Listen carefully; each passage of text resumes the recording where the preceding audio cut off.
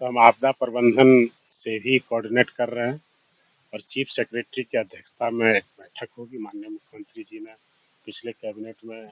नमस्कार, आप देख रहे हैं झारखंड टुडे और आपके साथ मैं हूं गुंजन कुमार। जैसा कि आज से कई दिन 2-4 दिन पहले हम एक खबर चलाए थे कि जिले में बारिश कम होने के चलते धान की जो है रोपाई नहीं हो पाई है। आज राज्य के मंत्री बादल बादल पत्रलेख जी यहाँ पहुँचे हैं और वो खुद आप देख रहे हैं, खुद खेत में पहुँचकर खेतों को देख रहे हैं कि हाँ, वास्तव में पानी पड़ा है या नहीं, धान का रोपनी हुआ है या नहीं। और अब देख पा रहे हैं मंत्री जी यहाँ पहुँचे हुए हैं। हमने मंत्री जी से हम बात भी करेंगे कि आखिर इस जो धान नहीं रोपाया हुआ है, बारिश नहीं होने के चलते, तो अब क्या होगा? क्या इसे सुखाड़ घोषित किया जाएगा? या फिर जो जिन व्यक्तियों ने या जो किसानों ने धान लगा लगा लिया अपने खेत में, अगर उनका फसल मर जाता है या किसी कारणवश खराब हो जाता है, तो उन्हें किस प्रकार से मदद मिलेगी? इन तमाम विषयों पर हम मंत्री जी से बात करेंगे और जानेंगे कि मंत्री जी का क्या कहना है। बिल्कुल पूरे राज्य की तरह खूंटी जिला का भी स्थिति जो हम देख रहे हैं, तो सुखाड़ की ओर यह जिला भी और इसके डिफरेंट ब्लॉक्स इंडिकेटर्स जो ट्रिगर्स होते हैं उस पैमाने में मैच कर रहा है। औसतन आज तक का जो रिपोर्ट है, जो बारिश होना चाहिए उससे 46% का डेफिसिट रेनफॉल में दिखाया गया है, जो कि चिंताजनक बात है। और मात्र 15 अगस्त तक पैडी कल्टीवेशन का जो धान रोपाई का आखिरी समय माना जाता है, उसमें मुश्किल से 20 दिन रह गए हैं। और अभी तक जो हम देख रहे हैं कि एक भी खेत में इस तरह के लो लैंड में भी और रोपाई का काम नहीं हुआ है, ये चिंताजनक विषय है। हालांकि आंकड़े जो खूंटी जिला का हमारे पास है वो 12.24% का पैडी प्रोक्योर धान रोपनी हुआ है। और ओवरऑल यदि मक्का और चीज़ों को हम ले लें, दलहन में भी कम ही हुआ है, उसका आंकड़ा और पुअर है। मैंने आपको सारा आंकड़ा दिया है। तो ओवरऑल 15% से कम रबी और खरीफ की रोपाई का काम हुआ है, जो चिंताजनक है। हमने वैकल्पिक उपाय के लिए भी उच्च स्तरीय बैठक की और कल निर्णय लिया गया है, जो यहाँ के राज्य हित में है, किसानों के हित में है, कि कैसे हम इस विषम परिस्थिति में उन्हें मजबूत कर सकें, उनकी ज़रूरतों को पूरा कर सकें, वो पलायन न करें, उनको सस्टेन यहाँ पर करा सकें। उसके लिए सुझाव आए हैं, वैज्ञानिकों ने सुझाव दिए, लोगों ने दिए। और यदि फसल किसी तरह से रोप लेते हैं और फसल में यदि हानि होती है, तो यदि हानि 30 से 50% तक होता है, तो 3000 प्रति एकड़ की दर से मैक्सिमम 5 एकड़ तक 15,000 का मुआवजा है, क्षतिपूर्ति है। और यदि 50% से ज़्यादा का फसल का क्षति का अनुमान लगाया जाता है, तो वो 4,000 रुपया प्रति एकड़ की दर से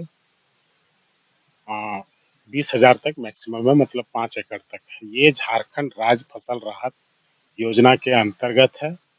ये बीमा नहीं है, ये राज्य सरकार सीधे सारा पैसा देगा। जो किसान चाहें कि हम रजिस्ट्रेशन कराना चाहते हैं, खुद भी उसका वेब पोर्टल पर जाके, झारखंड राज्य फसल राहत योजना के वेब पोर्टल पर जाके वो एप्लीकेशन जमा कर सकते हैं, डॉक्यूमेंट्स जमा कर सकते हैं। और नहीं तो अपने निकटतम प्रज्ञा केंद्र, CSC centre, common service centre पर जाकर कर सकते हैं। राज्य में ऐसे 20,000 सेंटर्स हैं जहाँ वो ये कर सकते हैं, या आपके घर में पढ़े लिखे लोग हैं तो आप खुद भी कर सकते हैं। 40 रुपया शुल्क देना है, जो राज्य सरकार को नहीं आता है, वो उनका सर्विस चार्ज है। और यदि खुद करते हैं तो उनको 1 पैसा भी शुल्क नहीं लिया जाता है। और यदि फसल का रोपा हुआ ही नहीं, सुखाड़ की स्थिति में जो मानक हैं, हमने आपदा प्रबंधन मंत्री बन्ना सर से कल बातचीत किया विस्तार विस्तार में, और सभी लोगों से समन्वय बनाए हुए हैं। आपको मालूम होना चाहिए 2019 में भी यहाँ पर लगभग 100 से ज़्यादा ब्लॉक को सेवरली अफेक्टेड और मॉडरेट अफेक्टेड घोषित किया गया था सुखाड़ के कारण। भारत सरकार ने किया था, उनकी एजेंसी जांच करने आई थी, उनके जो ट्रिगर्स हैं उसमें जो डाटा आए थे, जो मैच हुआ था, इतने ब्लॉक को इस तरह के सूची में, श्रेणी में रखा गया था। लेकिन न जाने किन कारणों से किसानों को सुखाड़ होते हुए भी एक पैसा केंद्र सरकार से प्राप्त नहीं हुआ। इस बार कहीं कोई यदि सुखाड़ की स्थिति जिस तरह के आसार दिख रहे हैं, यदि अगले 10 दिनों तक बारिश नहीं होती है, तो फिर हमारे तैयारियों में कहीं कोई कमी नहीं रह जाए। हमने गढ़वा, पलामू, लातेहार, आज खूंटी में है, सभी जगह जाके आपके माध्यम से किसानों को, अपने राजनीतिक दल के साथी सहयोगी सबको हम अवेयर कर रहे हैं, प्रशासन को निर्देश दे रहे हैं कि फसल बीमा योजना, फसल राहत योजना जो है उसमें भी आप रजिस्ट्रेशन ज़्यादा से ज़्यादा लोगों का कराएं।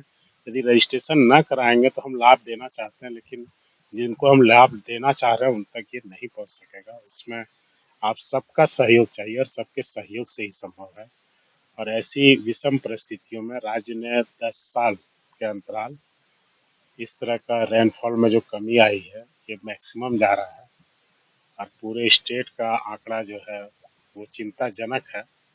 और हर पल, हर घंटे मेरे विभागीय सचिव, डायरेक्टरेट के डायरेक्टर, सभी लोग इस ओर ध्यान रखे हुए हैं। यहाँ पर काली चरण मुंडा साहब हैं, इन्होंने हमें दूरभाष पर पत्राचार करके बराबर यहाँ के किसानों की स्थिति में, आप सब पत्रकार बंधु, इलेक्ट्रॉनिक प्रिंट मीडिया के सबसे सब मैसेज करते हैं, चूँकि आपसे पर्सनल संबंध भी है तो वस्तु स्थिति से अवगत हूँ। अभी मैंने यहाँ के उपायुक्त जो काफ़ी संवेदनशील हैं, उनका अपना आइडिया है कृषि क्षेत्र में, उसकी मैं सराहना भी करता हूँ। जो समेकित विलेज का वो कंसेप्ट लेकर आए हैं वो सराहनीय है।